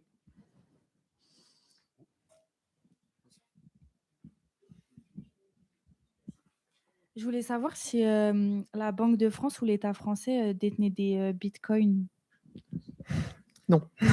La Banque de France, non, ne détient pas de bitcoin. Okay. Système dans son ensemble. Alors, oui, merci. Donc, la Banque de France appartient à l'Eurosystème. L'Eurosystème, c'est donc l'ensemble des pays, l'ensemble des banques centrales nationales, plus la Banque centrale européenne, donc de tous les pays, des 21 pays qui utilisent l'euro aujourd'hui dans l'Union européenne. Donc, on est 21 pays dans l'Union européenne à utiliser l'euro. Le 21e est arrivé au 1er janvier de cette année, c'est la Bulgarie. Et donc, dans chaque pays de la zone euro, vous avez une banque centrale nationale. Donc, vous, en France, c'est la Banque de France. Et puis, vous avez la Banque centrale européenne, qui donc s'occupe de toutes les banques centrales avec nous nationales, qui se situe à Francfort. Et donc, aucune des banques centrales nationales n'utilise le Bitcoin, ni la BCE. En fait, je ne suis pas sûr que c'est un gros intérêt. Les banques centrales détiennent des devises internationales pour leurs échanges, parce que ça peut être utile d'un point de vue économique de posséder des dollars si jamais il y a un problème et qu'il faut pouvoir fournir les dollars, par exemple, aux acteurs locaux. Mais des cryptos, je ne suis pas sûr que c'est un quelconque intérêt. Les banques centrales ne sont pas trop là pour spéculer en général. Ok, on va passer un petit peu à la dernière partie, plus sur les perspectives. Alors, on va rentrer un peu plus dans le détail de quelque chose qu'on a introduit tout à l'heure et qui est très important, c'est les monnaies numériques de banque centrale. Il y a eu effectivement pas mal de projets, donc la Banque de France effectivement est porteuse de ce projet. Alors, est-ce que du coup, Adeline, vous pouvez nous expliquer ce que c'est une monnaie numérique de banque centrale et pourquoi la Banque de France essaye de développer ce projet, à quoi ça pourrait servir? Oui, alors on a deux volets dans ce qu'on appelle la monnaie numérique de banque centrale. Le premier volet, c'est pour créer un euro numérique. Vous en avez peut-être entendu parler. qui serait une monnaie de banque centrale qui répliquerait toutes les caractéristiques du billet que vous avez vu là tout à l'heure. En fait, aujourd'hui, donc la Banque de France, toutes les banques centrales émettent de la monnaie, que sont les billets pour l'usage au quotidien. Et donc, l'idée avec un euro numérique, c'est d'adapter finalement notre monnaie à l'ère numérique, puisque, on l'a dit tout à l'heure, on paye de plus en plus en ligne ou de manière dématérialisée. Donc ça, c'est le premier volet, qui est vraiment important, parce que cet euro numérique serait évidemment accepté dans toute la zone euro, donc comme j'ai dit tout à l'heure, tous les pays qui utilisent l'euro. C'est important parce que ça permet d'avoir une harmonisation dans toute l'euro, dans toute la zone euro, pardon. Donc ça, c'est le premier volet. Le deuxième volet, c'est, tout à l'heure, je parlais de gros systèmes de paiement pour faire communiquer les banques entre elles. Donc en fait, toutes les banques aujourd'hui ont donc un accès à notre système de paiement pour pouvoir communiquer ensemble. Et elles utilisent donc notre monnaie de banque centrale.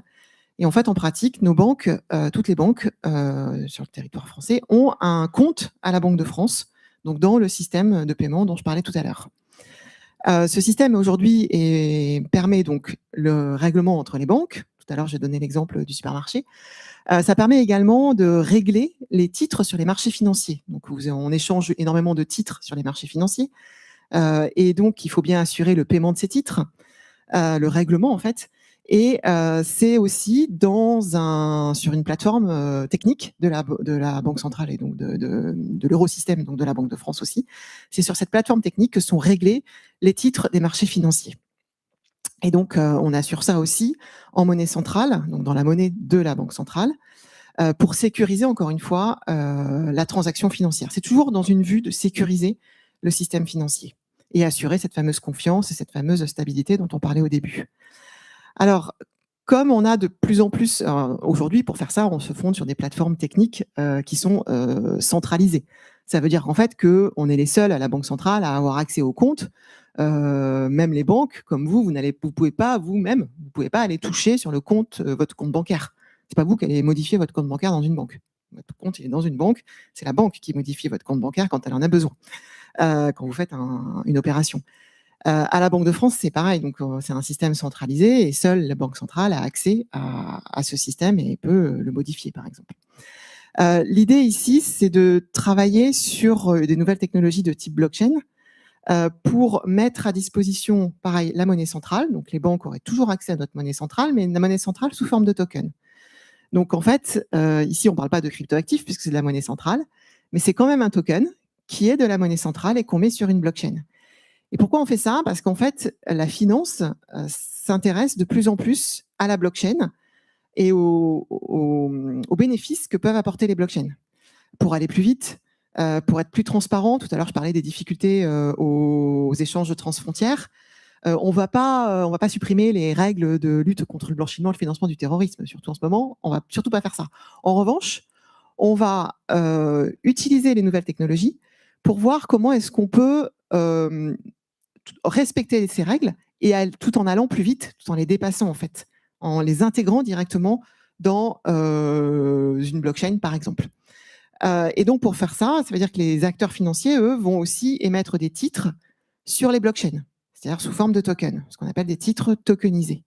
Et donc nous, en face, pour pouvoir assurer le règlement de ces titres, donc pour pouvoir régler les titres et donc sécuriser la transaction financière, eh bien on va aussi créer des tokens de monnaie de banque centrale.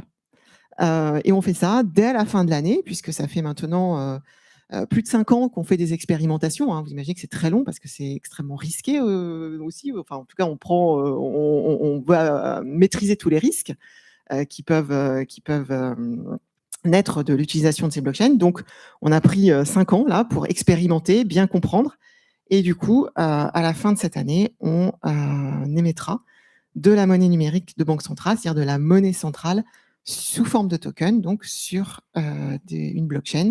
Une blockchain pour le moment qui est celle évidemment de l'Eurosystème, et c'est particulièrement la Banque de France qui développe cette blockchain pour le compte de l'ensemble des pays de la zone euro, donc pour le compte de l'ensemble des banques centrales nationales et de la Banque centrale européenne. Voilà, donc 2 volets. Un volet pour les particuliers, en fait, pour les paiements de détail, donc l'euro numérique, qui vous offre une possibilité supplémentaire pour régler au quotidien.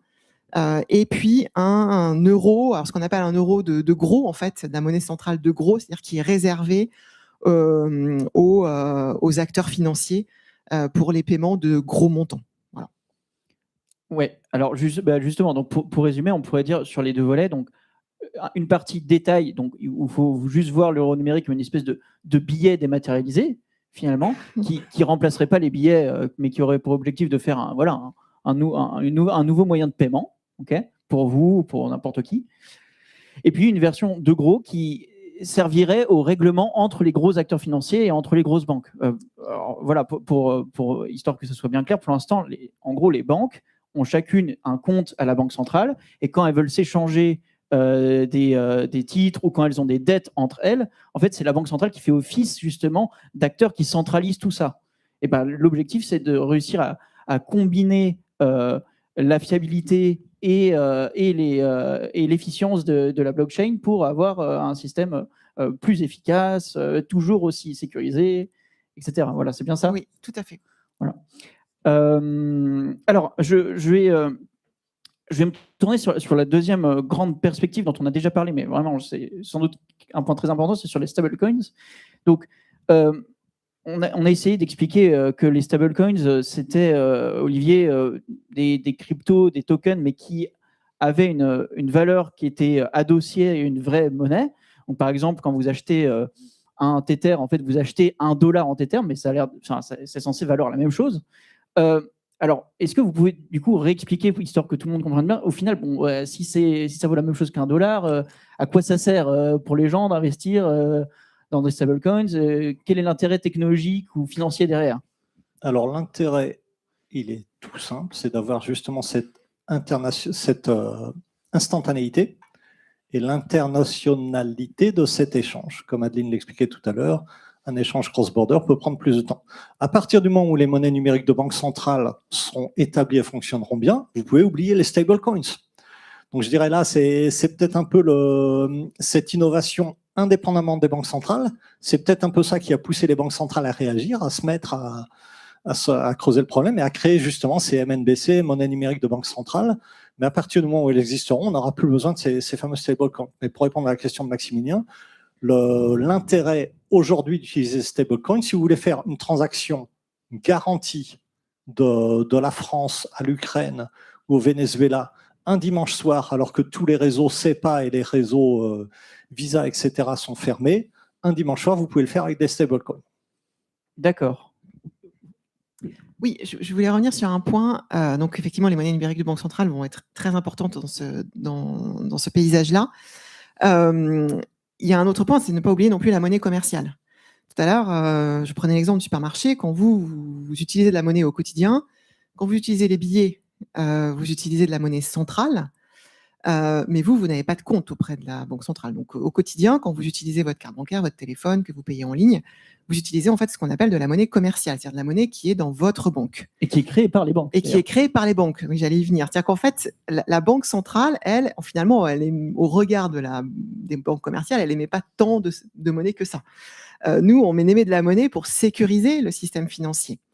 Puisque, encore une fois, si vous envoyez un euro entre vous, ça prend moins de 10 secondes. Mais en fait, si vous n'avez pas la même banque, il faut que l'euro de votre banque soit égal à l'euro de la banque de votre voisin. Et ça se passe à la banque centrale. Mais c'est un système qui est très important. C'est ce qu'on appelle un système à 2 étages. Vous avez en haut, vous avez la monnaie de banque centrale, et puis juste en dessous, vous avez les monnaies de banque commerciale, mais qui sont extrêmement importantes parce que les banques, c'est celles qui créent aussi de la monnaie lorsqu'elles vous accordent un crédit, par exemple. Elles ont le pouvoir de dire je vous accorde un crédit, donc je crée de la monnaie. J'écris une ligne sur votre compte et vous avez un crédit et donc j'ai créé de la monnaie. Et vous allez ensuite dépenser cette monnaie dans l'économie. Donc en fait, les banques, elles assurent le financement de l'économie. Et donc dans un monde où vous avez de la tokenisation et de la monnaie numérique de banque centrale, ce système que je viens de décrire où on finance l'économie et où on vous fait des règlements au quotidien entre vous, eh bien, ce modèle, avec de la monnaie numérique de banque centrale, va fonctionner aussi parce que il faudrait aussi de la monnaie commerciale tokenisée. Alors, ça commence. vous avez quelques banques qui émettent de la monnaie commerciale tokenisée. Donc, on a un débat entre est-ce que c'est un stablecoin, des dépôts tokenisés. On va garder ça pour les débats d'experts. Mais en tout cas, ce qu'il faut retenir, c'est que c'est important d'avoir à la fois de la monnaie centrale, ce qu'on fait nous pour sécuriser les paiements, et de la monnaie commerciale que vous utilisez aussi au quotidien. C'est important pour le financement de l'économie et le bon fonctionnement de l'économie. Une analogie vraiment triviale, mais pour bien comprendre le système à 2 étages, c'est comme la monnaie que vous allez pouvoir utiliser dans des jeux vidéo, les V-Bucks que vous allez utiliser sur Fortnite pour vous acheter des armes ou des skins ou autres, c'est exactement pareil. En fait, vous l'achetez à partir d'euros, et puis vous avez cette monnaie virtuelle sur votre jeu vidéo pour vous acheter quelque chose qui n'a de valeur que dans ce monde virtuel, dans ce 2e étage, en fait. Donc en fait, pour résumer un petit peu ce qu'ont expliqué Aline et Olivier, et ça c'est un truc qui est hyper profond, mais qui n'est pas du tout explicité d'habitude, c'est que si par exemple vous avez votre compte à la Société Générale, vos euros, ce sont en fait des espèces d'euros Société Générale. Et en fait, la Banque centrale est là pour s'assurer que ces euros Société Générale, en fait, ils peuvent être transférés n'importe où et devenir des euros BNP ou des euros billets, en fait. Donc, tout ça pour dire que vous avez 2 étages et que la Banque centrale est là pour s'assurer qu'il y ait une bonne communication entre les étages.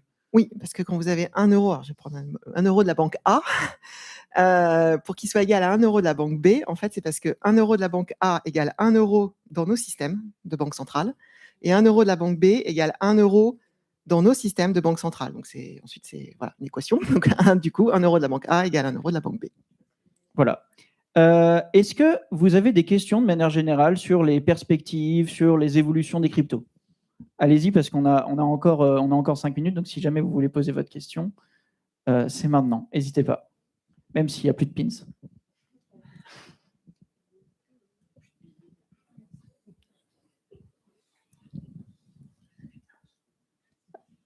Alors, en vous laissant 2 minutes pour réfléchir, je vais vous poser une question qui est volontairement très compliquée et auquel vous n'aurez peut-être pas beaucoup de réponses. Mais donc, si aujourd'hui, je devais vous demander quel serait le statut des cryptos dans 10 ans, qu'est-ce que vous me répondriez en 1 ou 2 phrases? Olivier, par exemple. Alors, les cryptos, comme j'expliquais tout à l'heure, on va arriver à une raréfaction et on va arriver vers certains standards. De même que, comme je disais, au début de l'Internet, on avait plusieurs protocoles, on avait plusieurs navigateurs, des Google, des Safari, des Firefox et plein d'autres. Maintenant, il ne reste plus que ces 3-là. Donc, on va arriver à une raréfaction. À une simplification du système, pardon. Deuxième phénomène que je vois, cette fameuse technologie de la blockchain, ces bases de données décentralisées, elles vont avoir plein d'autres applications dans plein d'autres domaines. Je ne sais pas, par exemple, dans le domaine de la santé, moi j'ai ma carte vitale. Sur ma carte vitale, il y a juste ma date de naissance probablement. L'avenir, ce serait probablement que là-dessus, on ait des informations sur mon groupe sanguin, tout mon historique médical. Comme ça, si je me fais renverser par accident par une voiture tout à l'heure, le SAMU, il regarde sur ma carte vitale et il voit tous mes antécédents, il voit les médicaments auxquels je suis allergique, etc. Et tout ça, c'est quelque chose que le personnel de santé pourrait accéder, lire, mais aussi contribuer à cette information avec différents niveaux de sécurité. À l'inverse, je ne tiens pas à ce que mon pharmacien, quand il prend ma carte vitale, attention, c'est filmé. Il voit que je suis atteint d'une certaine maladie ou une autre. Il y a des applications dans le domaine médical, des applications dans le domaine agroalimentaire ou pharmaceutique pour avoir dans ce qu'on appelle la supply chain, des systèmes de contrôle entre une vache qui va venir d'un certain élevage, qui va être abattue dans un abattoir, qui va être transformée en viande, qui va ensuite être utilisée en hachis parmentier, qui ensuite va être vendue dans votre cantine à l'école. Pouvoir tracer tout ça grâce à des intervenants qui vont en quelque sorte tracer d'où vient la viande, et en cas de problème d'empoisonnement, par exemple, savoir quels sont les lots incriminés. La même chose pour les médicaments. Donc, il y a beaucoup d'applications de ces bases de données décentralisées, bien au-delà du domaine purement financier. Et également, juste un petit mot, si je puis me permettre, pour en venir à l'utilisation de ces blockchains et tous ces petits outils qui vous paraissent des outils de spéculation pour riches, poussés par les influenceurs. Il y a des très belles applications. Je parlais dans l'Afrique subsaharienne pour les moyens de paiement. Pour tout ce qui est le microcrédit, vous avez peut-être entendu parler de Mohamed Yunus, qui a eu le prix Nobel au Bangladesh pour créer ce qu'on appelle le microcrédit. On commence à avoir des microcrédits. Bon, c'est pas adossé à des blockchains, mais c'est adossé à des systèmes décentralisés comme ça. Donc, avoir une finance beaucoup plus inclusive, beaucoup plus ouverte à tous, ça passe justement par cette décentralisation et pour laquelle on a besoin de ces outils mathématiques au départ très complexes, créées de manière un peu utopique par des libertariens, mais qui vont avoir beaucoup d'applications dans tous ces domaines-là. Alors, je vais peut-être revenir sur un point, qui est qu'aujourd'hui, on parle beaucoup de stablecoins, donc vraiment les cryptoactifs qui sont adossés à une monnaie. Et ce qu'il va falloir revoir, c'est effectivement, parce qu'on parle beaucoup de ces stablecoins-là, et on parle beaucoup de souveraineté. Ce qu'il faut retenir aussi, c'est que la quasi-totalité des stablecoins aujourd'hui sont adossés au dollar. Donc en fait, il y a un foisonnement aux États-Unis pour l'usage de stablecoins, notamment depuis la nouvelle administration de Trump, qui est en faveur de ces stablecoins. Donc effectivement, c'est un point important pour l'Europe et qui justifie encore plus finalement l'action des banques centrales sur l'euro numérique, que ce soit dans sa version de paiement de détail ou dans sa version de paiement de gros montants. Et puis également avec l'ensemble des actions des acteurs financiers en Europe pour pouvoir préserver notre souveraineté. Très bien. Oui, effectivement, c'est un gros enjeu d'avoir potentiellement plus de stablecoins qui sont adossés à l'euro. Effectivement, pour l'instant, c'est juste une toute petite minorité en valeur. Donc voilà, effectivement, c'est un gros enjeu pour les prochaines années. Il nous reste vraiment 2 minutes. Est-ce que quelqu'un a une question? Allez-y. À gauche.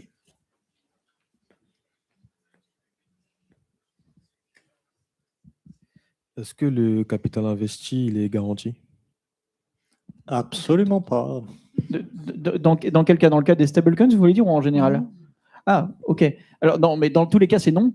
Mais c'est vrai que dans le cas des stablecoins, les émetteurs des stablecoins essayent de rendre l'investissement crédible, typiquement en investissant dans des obligations d'État, bref, des actifs qui vont essayer de soutenir la valeur du stablecoins. Voilà. Mais c'est pas garanti. Voilà ce qu'on peut dire. C'est garanti si jamais vous avez parfaitement confiance et que l'émetteur n'a pas de problème, quoi. Donc pas tout le temps. Est-ce qu'il y a d'autres questions?